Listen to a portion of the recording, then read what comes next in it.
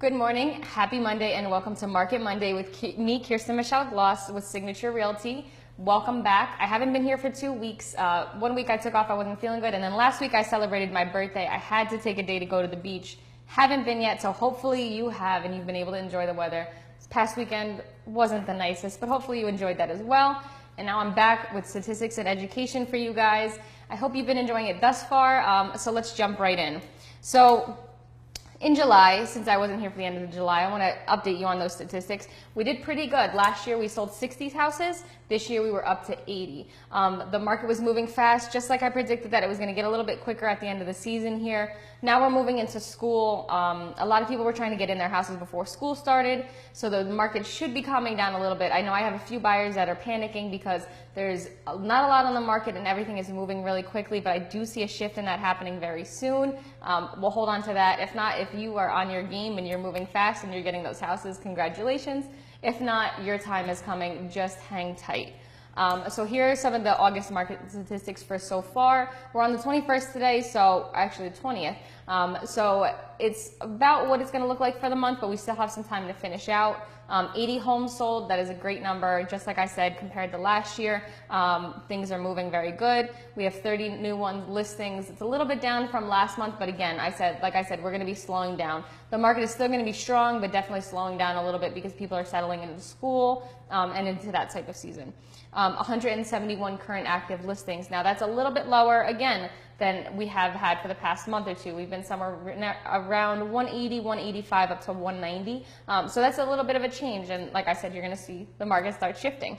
Average days on the market is 40. It's a little bit more than a month. An average mortgage takes about 45 days to close. So you're looking at a difference between cash and mortgage deals right here. But that is a great number. Average sales price, $480,000. Average list price, $490,000.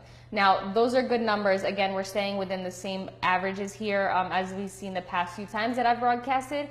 This is just because of the spectrum of different types of houses that we have in Bridgewater. Investment, low price houses and townhouses versus these $1 million mansions that we have. They all come together to bring us to this nice average number both for sale and purchase price. So my education that I wanted to give you today was benefits of home ownership. I have a lot of people that are my age that graduated high school with me. I guess I'm kind of divulging how old I am. I'm young. That are looking into renting and reaching out to me to rent. And I always encourage everybody to buy. It takes a little bit more steps, but there's so many benefits and advantages of being a homeowner compared to renting. And I'm going to bring you through those today. So first seems a little bit silly, but it makes a lot of sense. It's happiness, and I want to say comfortability. When you're in your own house, you can make the changes that you want. You can paint the walls. You can make holes in walls if that's what you wanted to do.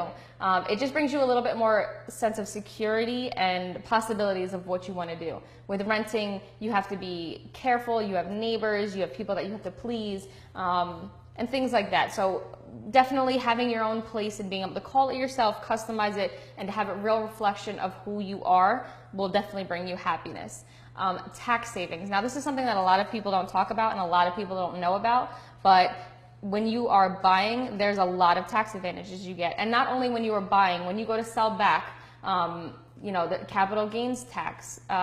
When you buy your house, if you put money into it and then you sell it back for more money, technically you're making money off of your investment, even though it was your personal property.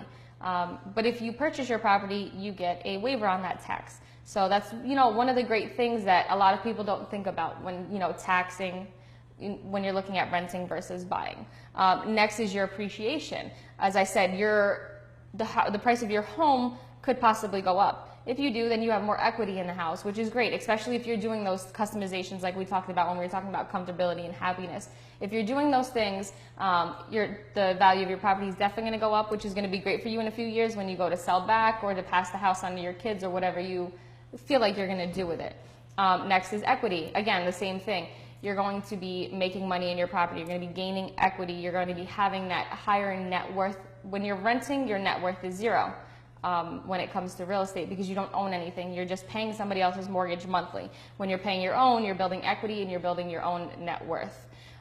Your roots. Now this is a great one. I meet a lot of people and a lot of buyers that are buying a house that they want to stay in their family forever. When you have your rental property, You know, if your landlord doesn't want to renew the lease or wants to sell the property or anything happens there, you're SOL. You have no choice. You have to leave. When it's your property, you can do what you need to do, and you know, possibly pass that home on to your family. It's not something that we see a lot in these days, inherited houses, because people are moving through properties quickly.